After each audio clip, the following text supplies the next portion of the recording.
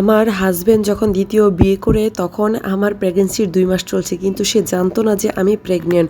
কারণ সেদিন সকালে আমি জানতে পারি যে আমি মা হতে চলেছি। ভেবেছিলাম নিহাল অফিস থেকে ফিরলে তাকে সারপ্রাইজ দেবো, কিন্তু সে যে আমার জন্য এত বড় একটা সারপ্রাইজ নিয়ে আসবে আমি কখনোই ভাবতে পারিনি। দরজা খুলে যখন তার পাশে বউ বসে একটা মেয়েকে দেখি তখন আমি আর বুঝতে বাকি নেই যে এই মেয়েটাকে। তবু বুকার মতো প্রশ্ন করেছিলাম, কে এই মেয়েটা?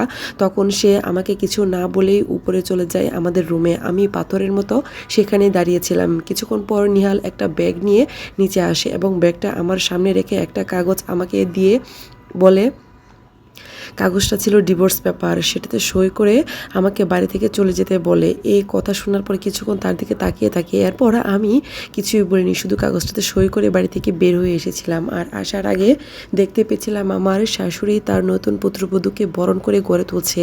বাড়ি থেকে বেরিয়ে আসার পর ভেতর থেকে কান্নাগুলো কেন যেন বেরিয়ে আসতে চাইছিল বারবার। বিয়ের 6 বছর পর নেহাল কেন এরকম সিদ্ধান্ত নিল তার সব কিছুই আমার জানা। তাই তখন কিছুই বলিনি, বরং তাকে আর জানানোর প্রয়োজনই মনে করিনি যে সে বাবা হতে চলেছে। একটা গাড়ি নিয়ে বাবার বাড়ির উদ্দেশ্যে রওনা দিলাম। আমাদের বিয়েটা পারিবারিকভাবেই হয়েছিল। আমি ছিলাম আমার বাবার একমাত্র সন্তান। কোনো সময় বাবা মায়ের কথার অমান্য হয়নি। তাই বাবা যখন বিয়ে ঠিক করেন তখন সে আমাকে বলেছিল আমার কোনো ছেলে পছন্দ আছে কিনা। তখন আমি এক বাক্যে বলে দিয়েছিলাম যে আমার কোনো ছেলে পছন্দ নেই, বাবা মা যা পছন্দ করবে তার সাথে আমি বিয়ে করব।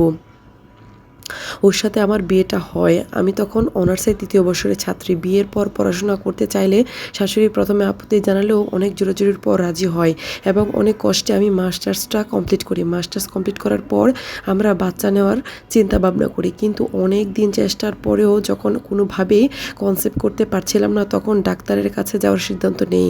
যখন ডাক্তারের কাছে যাই, ডাক্তার দুজনকেই কিছু টেস্ট করতে দেয় এবং টেস্টের রিপোর্ট পাওয়ার পর ডাক্তার জানায় আমাদের কোনো সমস্যাই নেই।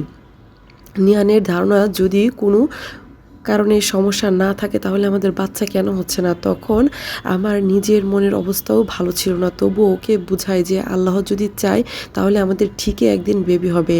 তখন নিহাল বুঝেছিল, কিন্তু কেন জানি না আর কিছুই বলেনি। কিছুদিন পর যখন আমার শাশুড়ি জানতে পারে আমাদের বাচ্চা হচ্ছে না তখন সে ভাবে আমি বাচ্চাদানে অক্ষম এবং নিহালকে দ্বিতীয় বিয়ে করার জন্য বলে আর আমাকে প্রতিনিয়ত মানসিকভাবে টর্চার করা শুরু করে।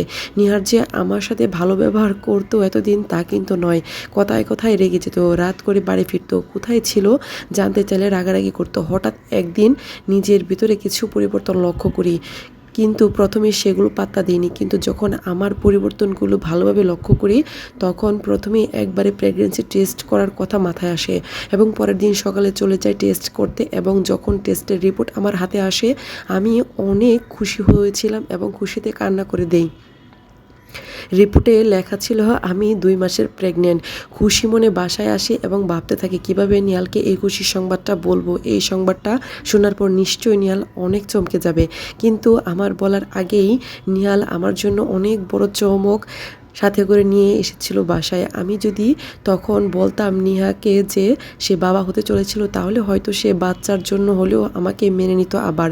কিন্তু আমি চাইনি তার মতো স্বার্থপর মানুষের কাছে আমি আমার বাচ্চার দোহাই দিয়ে থাকি। আচ্ছা, সে কি আমাকে 6টা বছরে একটুও ভালোবাসতে পারেনি?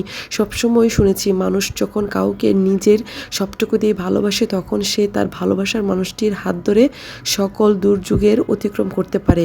যদি নিহাল আমাকে ভালোবাসত তাহলে কিভাবে আমার হাতটি ছেড়ে দিয়ে অন্যজনের হাতটা ধরতে পারলো? নিহাল যেমন বাবা ডাক শোনার জন্য পাগল ছিল, ঠিক আমিও মা ডাক শোনার জন্য পাগল ছিলাম। কই, আমি তো কখনো তো ওর হাতটি ছেড়ে যাওয়ার কথা ভাবিনি। বাবার বাসায় আসার পর মা আমাকে একলা দেখে জিজ্ঞাসা করলো, নিহাল আমার সাথে আসেনি নাকি পরে আসবে? তখন আমি নিজেকে আটকাতে পারলাম না, হাউমাউ করে কান্না করে দিলাম এবং মা বাবাকে সবটা খুলে বললাম।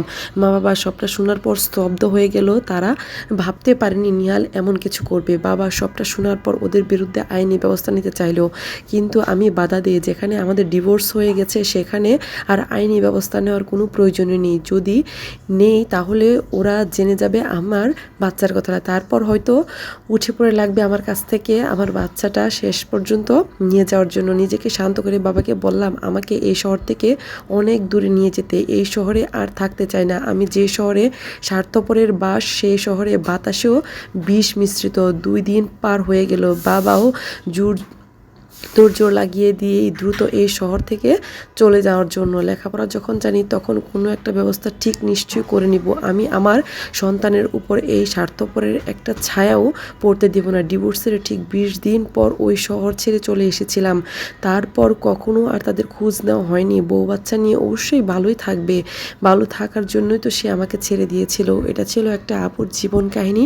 যদি আপনাদের গল্পটা ভালো লেগে থাকে অবশ্যই ভিডিওতে একটা লাইক কমেন্ট শেয়ার দিয়ে পাশে থাকবেন। তো আজকের মতো এই পর্যন্ত। ভিডিওটা কেমন লেগেছে অবশ্যই কমেন্ট বক্সে জানাবেন।